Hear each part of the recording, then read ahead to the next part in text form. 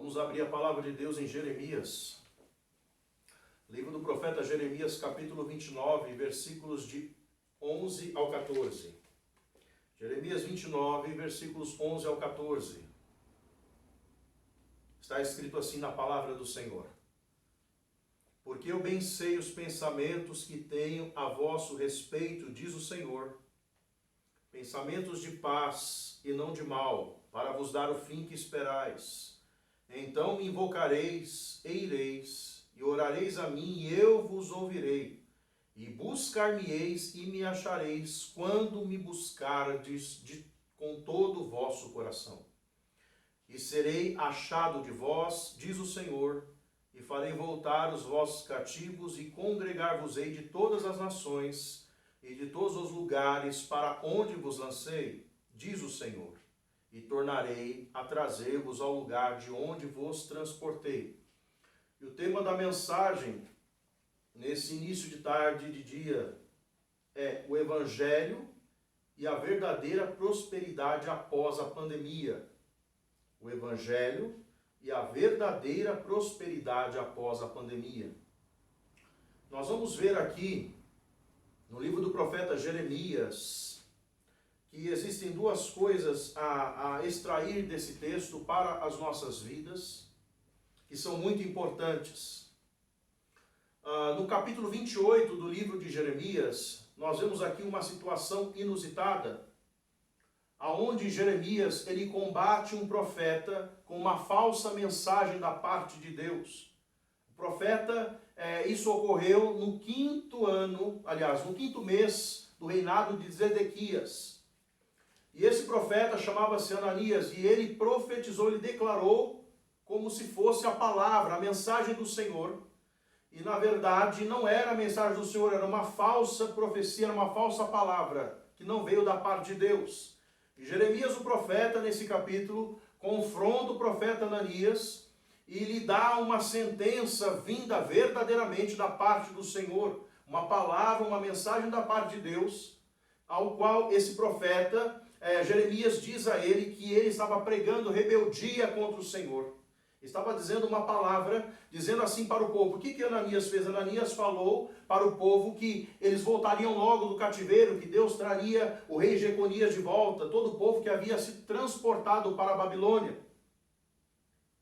E Jeremias fala para ele que ele estava pregando uma rebeldia contra o Senhor, uma rebelião contra Deus. Era uma falsa mensagem que não provinha da parte de Deus. E mais ainda, Jeremias diz a ele, olha, por causa que pregaste rebeldia contra o Senhor vai levar a tua vida. Em outras palavras, o Senhor vai levar a tua alma. Ou seja, Ananias iria morrer, Ananias iria perecer, porque ele pregou, ele lançou uma verdade, uma falsa profecia, como se Deus tivesse assinado, Deus tivesse confirmado aquela palavra que não era de Deus, mas na verdade era uma falsa profecia, era uma rebelião contra o propósito que Deus havia já estabelecido, que era levar o reino de Judá, os judeus, para a Babilônia, um reinado para o qual eles iriam por causa dos seus pecados, por causa da sua idolatria, das suas prostituições contra o Deus único e verdadeiro. Então, por causa do pecado, aquele povo iria para o reino de Babilônia. E aquele profeta queria mudar essa sentença. Então, Jeremias confronta uma falsa mensagem com uma verdadeira mensagem da parte de Deus. E aqui no capítulo 29, nós vemos aqui, inicialmente, que agora Jeremias, ele confronta já com o povo que havia sido deportado para o cativeiro, para o exílio babilônico. Ele confronta o povo com uma carta para o povo, para os sacerdotes e profetas que estavam já no exílio na Babilônia, para que eles ouvissem a sentença da parte do Senhor, para que eles não fossem também rebeldes, para que eles não dessem ouvidos à voz dos profetas que também, com a exemplo de Ananias, também profetizavam que Deus iria fazer um movimento contrário àquilo que estava acontecendo e eles iriam ser livres daquele cativeiro. E Jeremias fala, olha, vocês fiquem aí na Babilônia, vocês façam uma boa residência aí, construam suas casas, habitem aí, tenham famílias, né? Criem seus filhos, vivam bem. E mais, orem pela Babilônia, orem por esse rei, orem por eles, porque se essa cidade, se esse lugar em que vocês estão aí, que eu vos coloquei, esse lugar for bem, estiver bem, então também vocês ficarão bem. Então eles tinham ali um compromisso da parte de Deus, dado por Jeremias o profeta, para que eles tivessem um posicionamento de obediência a Deus, mediante aquela situação que, a nosso ver, ao ver deles e ao ver de qualquer pessoa, era uma situação triste, era uma situação caótica. Você ser levado preso, cativo, contra a sua vontade. Não era algo fácil, simples de digerir, mas era um propósito, era um decreto de Deus, era um propósito da soberania divina para que aquela nação dos judeus pudesse ser tratada por Deus, pudesse ser disciplinada. E nesse texto que nós lemos aqui, nós temos duas coisas aqui. Primeiramente, que esse texto, infelizmente, é usado pelos pregadores da prosperidade, da teologia da prosperidade, para pregar o triunfalismo, para pregar bênçãos materiais, porque esta palavra, quando fala-se que Deus tem pensamentos de paz, essa palavra paz, ela quer dizer também o sentido de prosperidade, de um bem-estar amplo na vida do ser humano, da pessoa, no caso dos judeus. Mas o enfoque dos judeus era muito a questão material, como não é no caso da questão da igreja. Mas esses pregadores da prosperidade, eles usam muito esta palavra para tentar levar as pessoas a uma cobiça, a um desejo de querer estar bem, como diz no ditado popular mundano, estar por cima da carne seca, estar bem quisto aos olhos de todos por ter um benefício material e ter um benefício também de saúde corporal para o seu corpo. Eles também usam isso para dizer que Deus tem que manter a pessoa totalmente saudável, sem nenhuma enfermidade, totalmente resolvida na sua vida material, tendo bem a sua família, como se fosse algo perfeito nesta terra. Então esses pregadores usam. E na verdade esse texto, ele é totalmente contrário a isso, ele refuta isso. É usado fora de contexto e ele refuta isso. Então isso primeiramente. Vamos ler aqui Isaías 30, versículo 10, está escrito assim, acerca também desses profetas, Isaías 30, 10, acerca desses profetas que não profetizavam da parte de Deus, mas na verdade esses profetas, observe bem aqui Isaías 30, 10 primeiro, aliás, 30, 9 e 10, Isaías 30, 9 e 10, versículos 9 e 10. Porque este é um povo rebelde, filhos mentirosos, filhos que não querem ouvir a lei do Senhor, que dizem aos videntes, não vejais, e aos profetas, não profetizeis para nós o que é reto. Dizei-nos coisas aprazíveis e vede para nós enganos.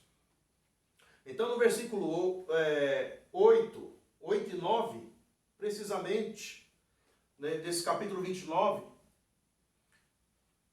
Jeremias, ele lança justamente, ele fala para o povo que está lá justamente isso, que aquelas pessoas que estavam lá, eles pediam que os profetas falassem coisas que fossem agradáveis aos seus ouvidos a eles, e falassem coisas que verdadeiramente enchessem a alma, o ego deles e a cobiça deles. E na verdade isso não é diferente nos nossos dias. As pessoas, elas são atraídas pelas suas próprias concupiscências. Em 2 Timóteo, capítulo 4, versículo 3, olha que interessante. Em 2 Timóteo 4, 3, em 2 Timóteo, carta de Paulo a Timóteo, capítulo 4, versículo 3, olha o que está escrito. Porque virá tempo em que não suportarão a sã doutrina, mas tendo coceira nos ouvidos, amontoarão para si doutores conforme as suas próprias cobiças, concupiscências. Olha que interessante.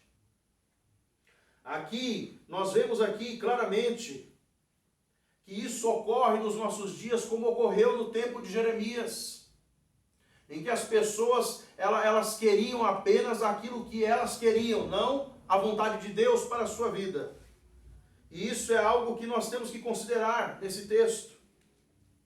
E uma coisa também interessante aqui, nesse texto também nós temos uma clareza daquilo que Deus faz, do que Deus fez em relação à sua igreja. Nós vemos que esse texto também traz para nós um espelho da igreja presa no mundo, num lugar em que ela anseia sair daqui. Nós vamos ver isso. João 17, 14 e 15. Só para nós entendermos os textos aqui e amarrarmos bem os textos, para que os irmãos e as irmãs possam entender. João 17, 14 e 15. Dei-lhes a tua palavra e o mundo os odiou porque não são do mundo, assim como eu não sou do mundo. Não peço que os tires do mundo, mas que os livres do mal. Então, nós podemos aqui também ter um segundo entendimento, de assim como a nação de Israel, o povo também era eleito, escolhido por Deus, das duas tribos de Israel, a nação de Israel, o reino do norte, mas o reino do sul, o reino de Judá, dos judeus, era escolhido por Deus para que a lâmpada acerca da promessa do Messias por Davi continuasse acesa. Então nós vemos ali o quê? Que ali, assim como esse povo estava lá, contra a sua vontade, assim também a igreja não consegue ficar neste mundo pela sua vontade, mas ela fica pela vontade de Deus, pelo propósito de Deus, até que venha a redenção, até que a redenção se cumpra completamente, definitivamente, na vida da igreja. Ela também permanece no mundo, aparentemente cativa, mas não cativa no pecado, mas cativa às circunstâncias desta Babilônia mundana em que nós vivemos. Por isso que a Babilônia também é significado do mundo em que nós habitamos, do mundanismo. O povo de Israel estava também na Babilônia. E assim nós estamos nesse mundo, nesta Babilônia, e ansiamos sair daqui, ansiamos ser transportados de volta para o reino ao qual Deus tem preparado para a sua igreja. Agora, a partir do versículo 11 aqui, de Jeremias 29, 11, o profeta declara assim: porque eu bem sei os pensamentos que tenho a vosso respeito, diz o Senhor, pensamentos de paz e não de mal, para vos dar o fim que esperais. Aqui o Senhor, ele faz uma afirmação, uma confirmação. Em Atos 15, 18, nós temos aqui um texto. Em Atos 15, 18, um texto aqui para trazermos esse entendimento do que Deus está falando por meio do profeta. Conhecidas são a Deus, desde o princípio, todas as suas obras. Deus conhece todas as suas obras desde o princípio. O que quer dizer aqui, quando Deus fala, porque eu bem sei, ou seja, Deus não está falando de qualquer forma, Ele está fazendo uma afirmação, está asseverando, declarando com firmeza essas palavras, os pensamentos que Ele tem a nosso respeito. E tudo que Deus faz, tudo que Deus intenta, Ele manifesta. Por isso que Ele conhece as suas obras. Os pensamentos de Deus, como diz a Escritura, Isaías 50, são mais altos do que os nossos. E os seus pensamentos, eles coadunam, eles concordam com as suas obras. Então tudo que Deus pensa, Deus faz, de acordo com a sua vontade e para a sua glória. E tudo que Deus faz é sempre bom. A sua criação foi boa, todas as coisas que Deus criou foi bom, tudo que Deus fez foi bom. Somente o pecado não foi bom. Somente aquilo que Deus não fez não era bom. E aqui entendemos o quê? Que Deus sabe o propósito e o plano para todos os seus eleitos, todos aqueles que são salvos, e também Deus sabe o propósito que Ele tem para as suas criaturas não eleitas, para aqueles que ainda não foram salvos e permanecem na incredulidade de seus pecados. Deus sabe que para aquele povo lá que foi levado cativo, houveram pessoas eleitas e salvas ali. Nós temos o exemplo de Daniel. Daniel estava no meio daqueles jovens que também estavam no cativeiro. Então houveram muitas pessoas que pereceram em seus pecados, que foram levadas, mas pereceram. Pereceram antes do cativeiro e após o cativeiro, porque não estavam andando de acordo com a vontade de Deus.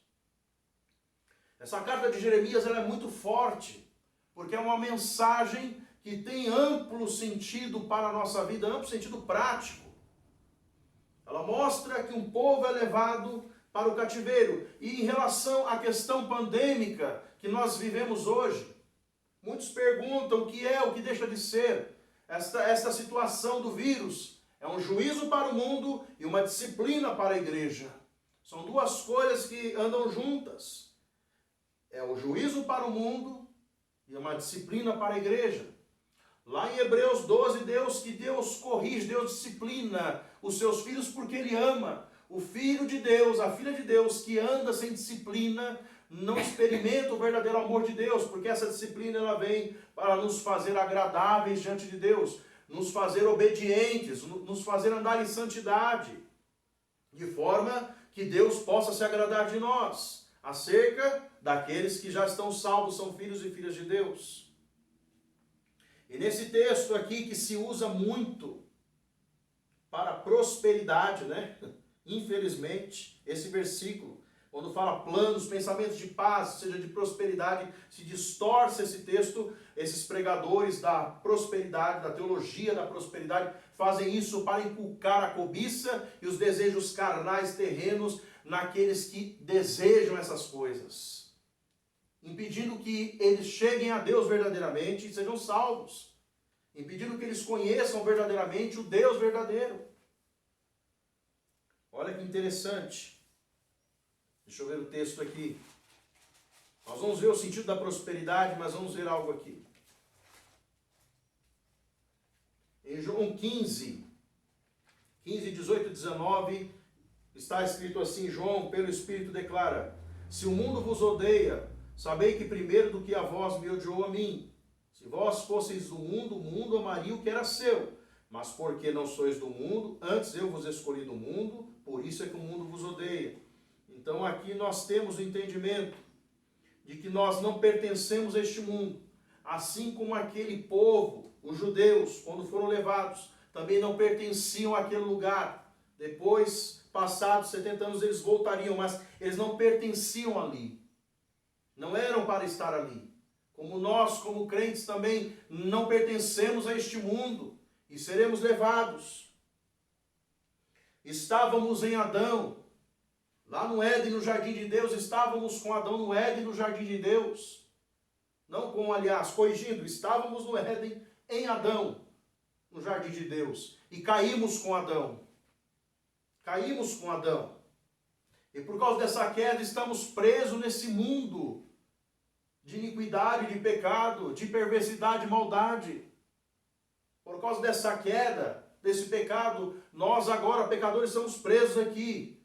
Mas o Senhor Jesus veio a este mundo viver uma vida perfeita, em obediência à vontade, aos mandamentos de Deus, subindo um madeiro, morrendo numa cruz. Ele pôde sim ali levar pecado de pecadores e pecadoras e ressuscitar para justificar e viver para interceder para todos sempre pela sua igreja, por esses pecadores e pecadoras que olham para a sua cruz e reconhecem os pecados e vão a Ele por busca de perdão e misericórdia. Só um parênteses aqui acerca do que é a prosperidade bíblica para refutar esses pregadores da prosperidade. Em 1 Timóteo 6, só um parênteses aqui, 1 Timóteo 6, dentro desse texto, porque falamos o Evangelho, a verdadeira prosperidade após a pandemia? É justamente pelo mau entendimento, porque você não vê esses pregadores da prosperidade nos nossos dias que estamos vivendo se manifestar. Por que não vemos? Uma boa pergunta. Por que não vemos esses pregadores aparecerem e fazer as coisas acontecerem como eles falam? Por que não vemos? É uma boa pergunta. Olha só, o que é prosperidade bíblica? 1 Timóteo 6, versículo 6 ao 10.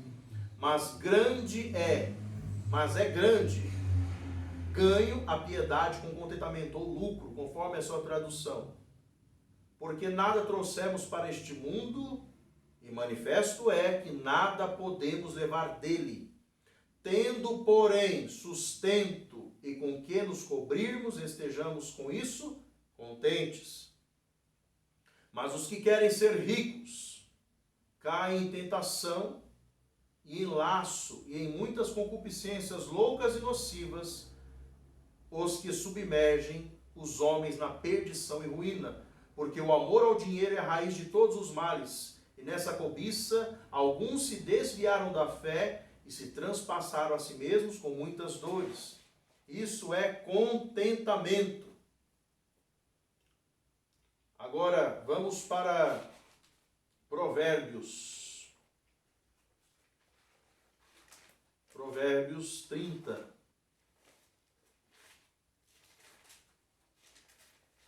Provérbios 30, 7 e 8.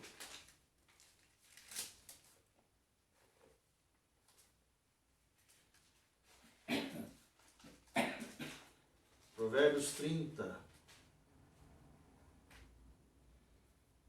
7 ao 9. Duas coisas te pedi, não as negues, antes que morra.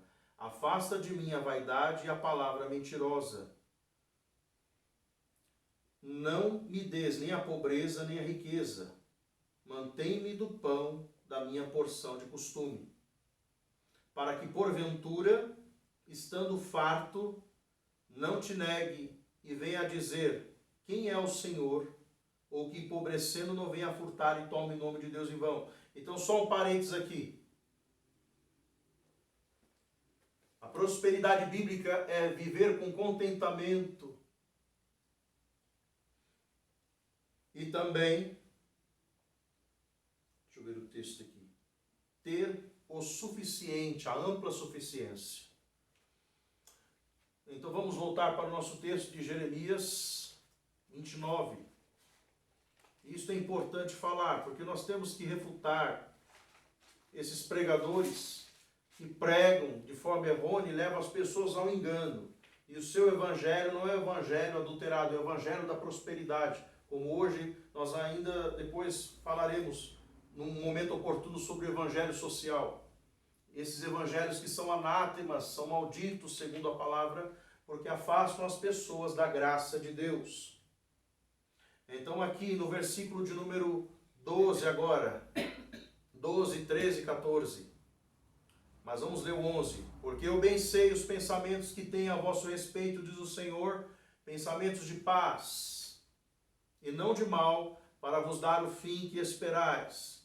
Deus tem um fim para cada um daqueles que esperam em Deus, daqueles que já servem a Deus e daqueles que buscam a Deus pela sua salvação. Deus tem um fim e uma esperança para essas pessoas. Versículos 12 agora.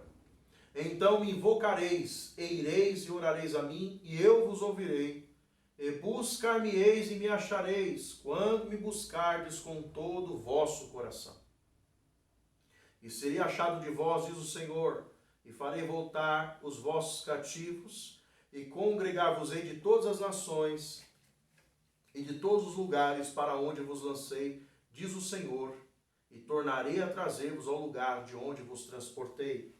Uma frase que um pregador dos séculos antigos, Matthew Henry, declarou: Deus nunca disse, aliás, buscai-me em vão. É algo importante para nós entendermos aqui. Jeremias, o profeta, ele fala para o povo se preparar espiritualmente. Toda vez que Deus está para cumprir um tempo, um propósito para a vida do seu povo, porque, veja bem, Deus falou por meio de Jeremias que iriam passar 70 anos.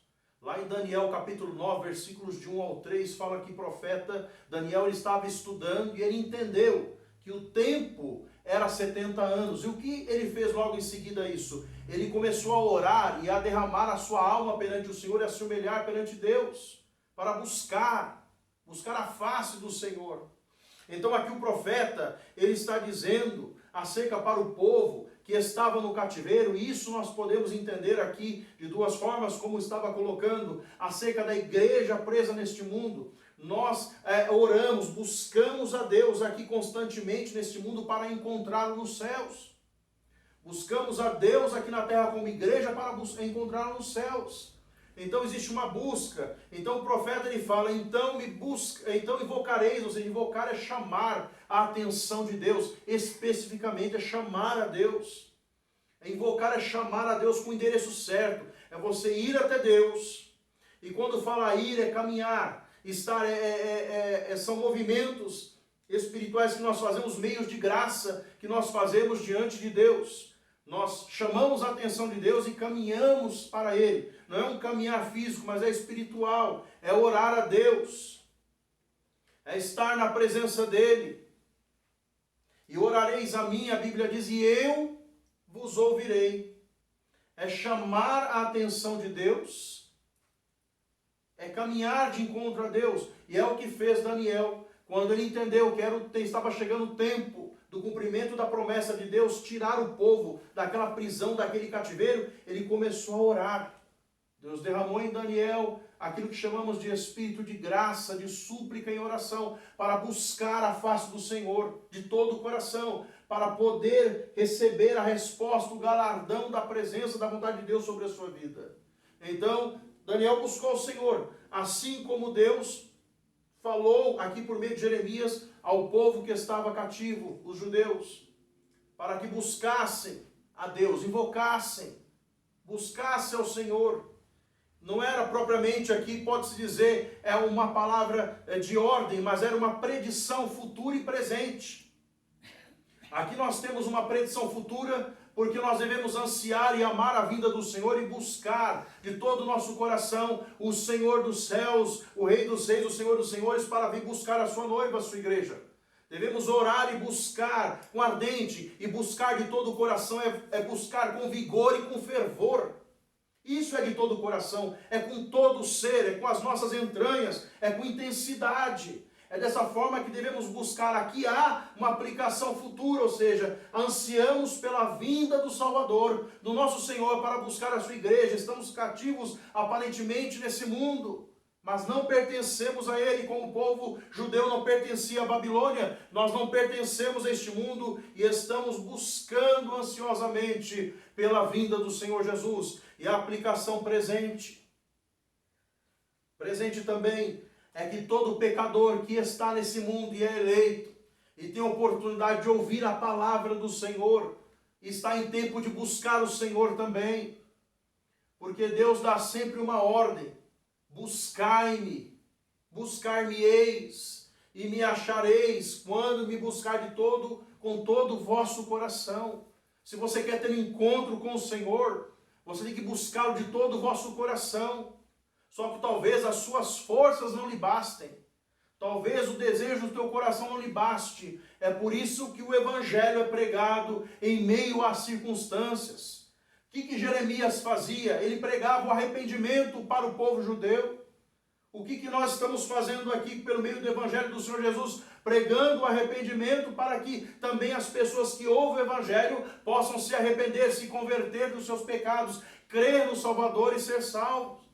Da mesma forma, a mesma palavra não mudou. Deus continua chamando a humanidade ao arrependimento, ao conserto, a estar com Ele.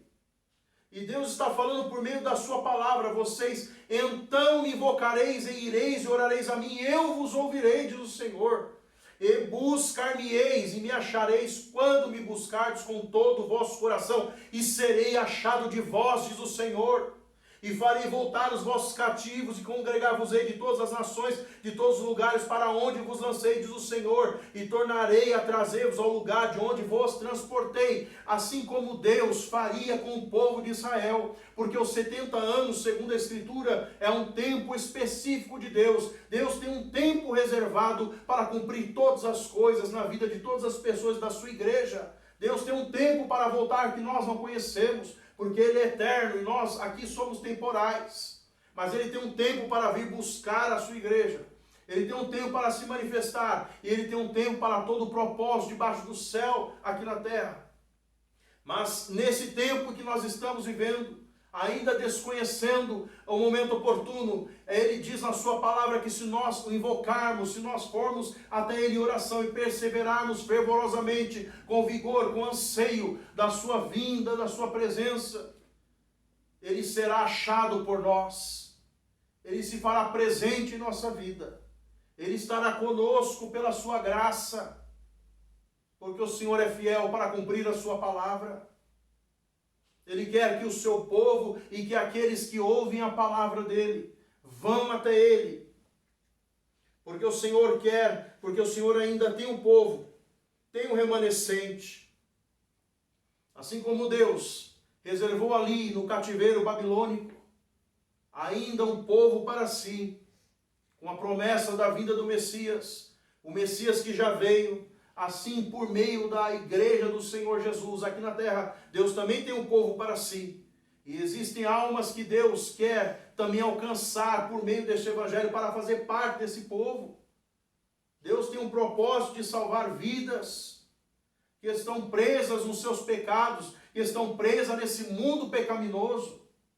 E Ele quer tirar essas vidas do cativeiro, mas muitas dessas vidas não conseguem, não entendem, querem viver de fantasia, de sonhos, de falsas profecias, querem viver de argumentos vãos, de coisas que possam entreter, encher a sua alma do riso deste mundo, de mentira, de vaidades. Mas Deus quer salvar, quer resgatar, quer ter uma comunhão com a palavra da verdade, a palavra do arrependimento. É o evangelho, a boa notícia que diz: pecador, pecador, arrepende-te e volta-te para o Senhor. Se você buscá-lo, se você buscá-la de todo o coração, se você verdadeiramente entender a sua condição diante de Deus, que se você está preso, você está nesse cativeiro de pecado, é porque você está em desobediência a Deus, é porque a sua natureza, ela é corrompida diante de Deus, é uma natureza rebelde. E o profeta mandou uma palavra contra a rebeldia, contra a desobediência, por causa do pecado. E assim Deus fala por meio da sua palavra, que o arrependimento ele é necessário porque o pecado, a rebelião apartam o homem e a mulher de Deus, os mantém afastados por um abismo intransponível. E só Cristo pode ser a ponte para que este homem e esta mulher possa ir a Deus novamente. O povo seria futuramente transportado. A igreja futuramente será transportada para a glória. Mas Deus ainda tem povo. Deus ainda tem almas que precisam entender esta mensagem. Precisam ser confrontadas na sua vontade, para que verdadeiramente venham a cumprir a vontade de Deus. A Bíblia diz: porque eu bem sei os pensamentos que tenho a vosso respeito, diz o Senhor, pensamentos de paz e não de mal, para vos dar o fim que esperais. Então me invocareis, e ireis e orareis a mim, eu vos ouvirei, e buscar-me-eis, e me achareis, quando me buscardes com todo o vosso coração. Deus, como diz o pregador, Deus disse: ninguém busca a Deus em vão. Nunca buscar ao Senhor é vão. E quem busca, há tempo de encontrá-lo. Que o Senhor possa falar com esta palavra ao seu coração e possa elevar a sua mente a Deus. Que você possa pensar na necessidade, na sua condição. Se você, nesta manhã, se você quer buscar ao Senhor de todo o seu coração, nós vamos orar agora. Nós vamos orar